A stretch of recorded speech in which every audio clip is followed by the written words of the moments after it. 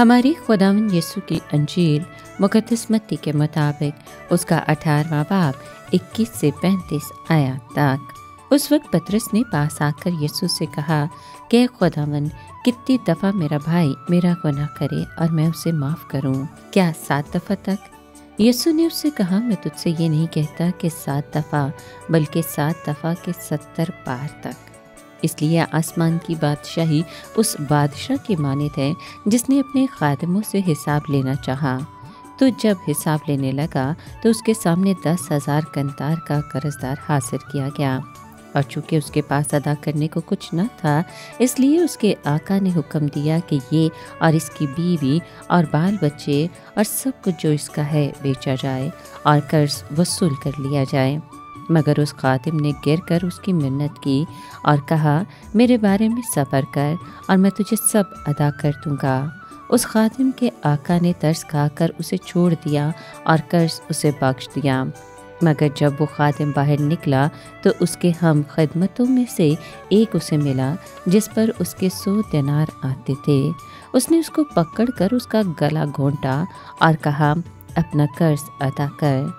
तब उसके हम खिदमत ने गिर कर उसकी मिन्नत की और कहा, मेरे बारे में सब्र कर तो मैं तुझे सब अदा करूँगा। मगर उसने न माना, बल्कि जाकर उसे कैद खाने में डाल दिया जब तक कि वो कर्ज अदा न कर दे। उसके हम खिदमत के साथ जो कुछ हुआ था वो सब देख कर नहायत गमगीन हुए और आकर अपने आका से तमाम वारदात बयान की।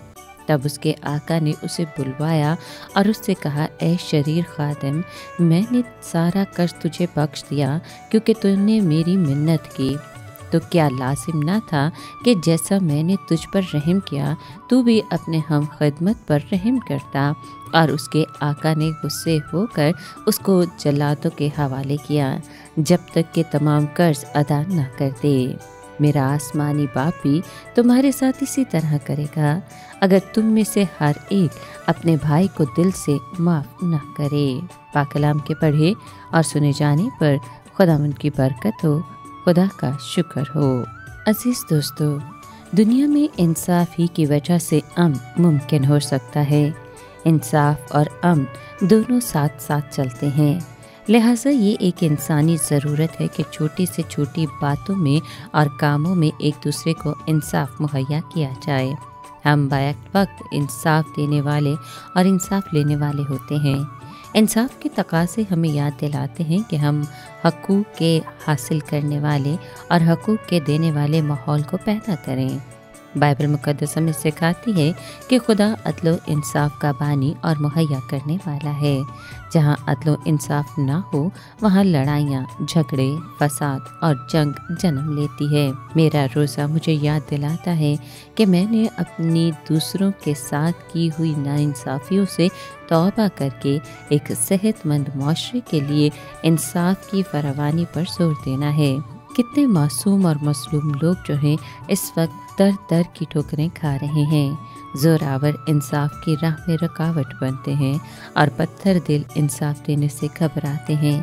हर हाथ में पत्थर इस बात की याद दिलाता है कि पहला पत्थर वो ही मारे जिसने कभी गुनाह नहीं किया।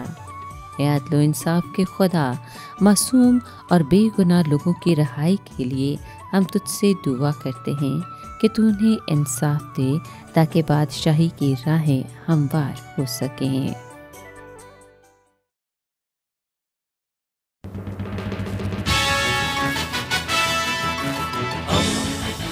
दोस्ती का पैगंबर, रेडियो वेरितास एशिया।